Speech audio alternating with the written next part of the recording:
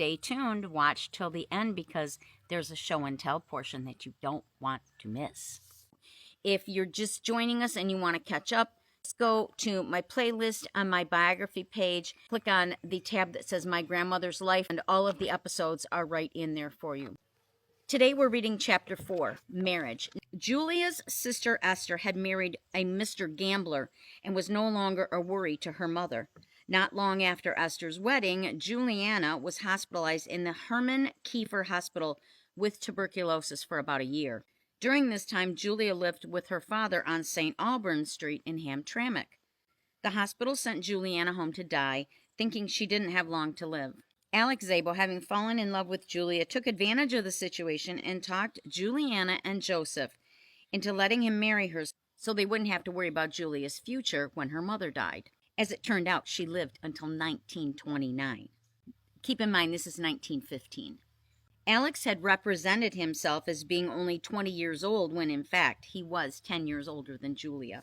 They were married May 26, 1915, Julia at 17 and Alex at 27. The wedding took place in the Hungarian Reformed Church of Del Rey, with Pastor Reverend Stephen Borst officiating. Esther was her maid of honor, and Joseph Kismartin and John Carys signed as witnesses. Her mother had purchased the wedding gown for $7.50. It was a white cotton batiste with 3 layers of skirts trimmed in lace. Julia later cut it up to make baby clothes for her firstborn, Alexander. In those days, little boys wore dresses until they were 3 or 4 years old. Having no transportation, they walked to and from the church. By this time, her mother had acquired another house, probably given to her by Joseph, the kindly soul who never ceased loving her and the children. I think her mother was quite a snag. Just my opinion. It was a complete Hungarian holiday-style meal with chicken noodle soup, fried chicken, a variety of pickled vegetables, and lots of pastry. She made dozens of kulaches, angel wings, levkar-filled rolls, poppy seed rolls, and nut bread.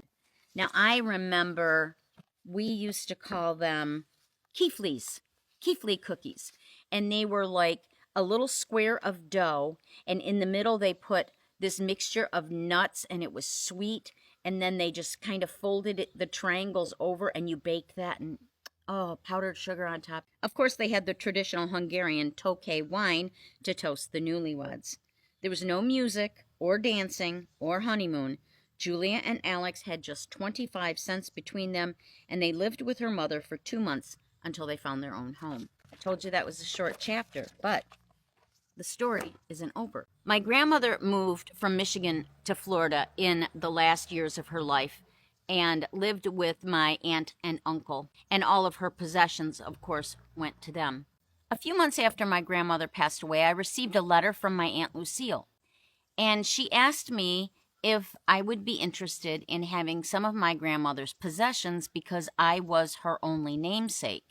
Well, of course I said yes, but I had no idea what she had in mind until one day a UPS truck backed into my driveway and unloaded the most incredible treasures. There was 2 full banker's boxes chock full of all my grandmother's memorabilia, her photos, her travel items. She was a world traveler in her later years, but the real treasure is what I'm going to show you next. Come with me inside. When I'm reading to you from my chair, you might have noticed there's some pictures on the wall behind me. And let me show you what these are, because that's the real treasure that came on the UPS truck that day.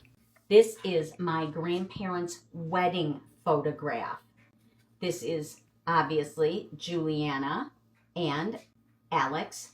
This is the dress, the $7.50 dress that her mother purchased for her that she later made into baby clothes for my Uncle Alex at 17, and he is 27. So remember, he fibbed about his age.